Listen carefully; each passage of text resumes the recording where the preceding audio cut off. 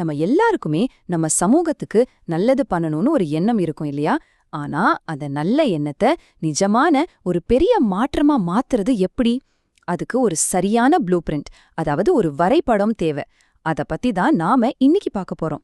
வாங்க உள்ள போலாம். நீங்க எப்போதாவது யோசிச்சிருக்கீங்களா, நாம நல்ல நோக்கத்தோட ஆரம்பிக்கிற பல விஷயங்கள் ஏன் எதிர்பார்த்த அளவுக்கு பெரிய தாக்கத்தை ஏற்படுத்துறதில்ல?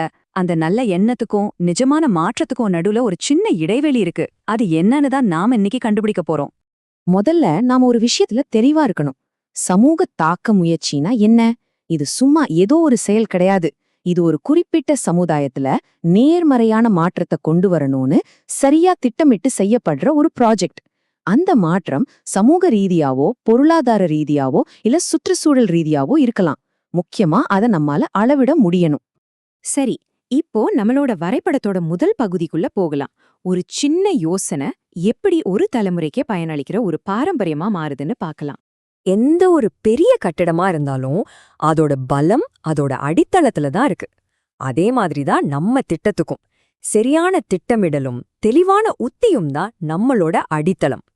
சரி, இந்த அடித்தளத்தை எப்படி அமைக்கிறது? ரொம்ப சிம்பிள். இத 4 படிகளா பிரிச்சுக்கலாம். முதல்ல நம்மோட இலக்குகள் என்னன்னு தெளிவா முடிவு செய்யணும். அடுத்து அந்த இலக்குகளை அடையறதுக்கான திட்டத்தை வடிவமைக்கணும். மூணாவதா இதுல நம்ம கூட பயணிக்க போற கூட்டாளிகளை உள்ளே கொண்டு வரணும். கடைசியா திட்டத்தை செயல்படுத்தி அது சரியா போகுதான்னு கண்காணிக்கணும். ஒரு பெரிய பில்டிங் கட்டணும்னா அதுக்கு இன்ஜினியர், மேஸ்திரி, வேலையாட்கள்னு ஒரு பெரிய டீமே வேணும் இல்லையா? தனியா கட்ட முடியாது. அதே மாதிரி தாங்க நம்ம சமூக திட்டமும். அது நல்லா உறுதியா நிக்கணும்னா நமக்கு சரியான பங்குதாரர்கள் தேவை. இப்ப பாருங்க, சமூக பிரதிநிதிகள், அவங்க தான் மக்களோட குரல். அவங்களுக்கு என்ன தேவைன்னு அவங்க தான் சொல்வாங்க.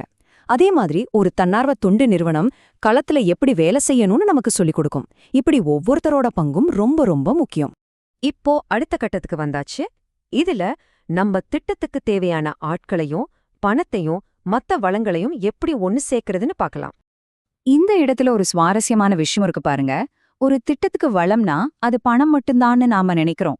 ஆனா உண்மையில மனித வளம்தான், அதாவது நம்ம டீம் மெம்பர்ஸ் தான் 25% பங்கு வகிக்கிறாங்க. அதே போல தொழில்நுட்பமும் முக்கியம். சோ எல்லாத்தையும் சரியா ஒதுக்கணும். பாருங்க, நம்ம கூட்டாளிகள் ஒரு சாரக்கட்டு மாதிரி. அவங்க நம்ம திட்டத்தை இன்னும் உயரத்துக்கு கொண்டு போவாங்க. உதாரணத்துக்கு, ஒரு கல்வி நிறுவனம் நம்ம திட்டத்தோட தாக்கத்தை ஆராய்ச்சி செஞ்சு சொல்லும். அரசாங்கம் நம்ம திட்டத்தை இன்னும் பெரிய அளவுல கொண்டு போக உதவும். இப்படி ஒவ்வொரு கூட்டாளியும் ஒரு தனித்துவமான பலத்தோடு வருவாங்க. ஓகே, நம்ம ப்ராஜெக்ட் இப்போ ஆரம்பிச்சு போயிட்டு இருக்கு. ஆனா நம்ம வேலை இதோட முடியல. நம்ம எதிர்பார்த்த தாக்கம் உண்மையிலே நடக்குதான்னு அளந்து பார்க்க வேண்டாமா? அதுதான் இந்த கட்டம். நாம செஞ்ச வேலையோட பலன் என்னன்னு சரியா தெரிஞ்சுக்க வேண்டாமா? நம்மால எத்தனை பேருக்கு வேலை கிடைச்சது, இல்ல நாம எத்தனை மரங்களை நட்டோம், இந்த மாதிரி விஷயங்களை கணக்குல வைக்கும்போதுதான் நம்ம வெற்றியோட உண்மையான மதிப்பு நமக்கு தெரியும். சரி, எல்லாம் நல்லபடியா போனா சந்தோஷம்தான். ஆனா வாழ்க்கையில எல்லாமே நாம நினைச்ச மாதிரி நடக்குமா என்ன?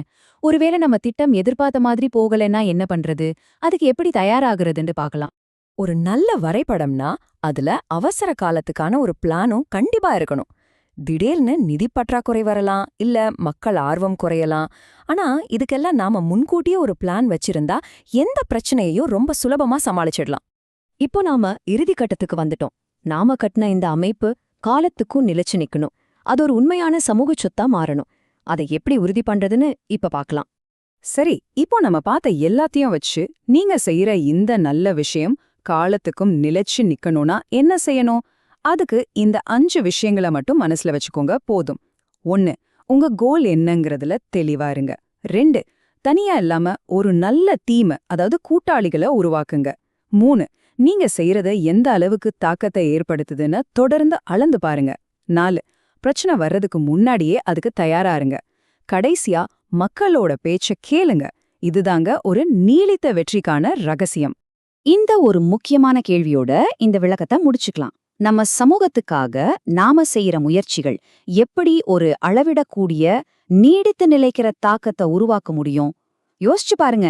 இன்னைக்கு நாம பார்த்த இந்த வரைபடம் உங்க முயற்சிகளுக்கு ஒரு வழிகாட்டியா இருக்கும்னு நம்புறேன்.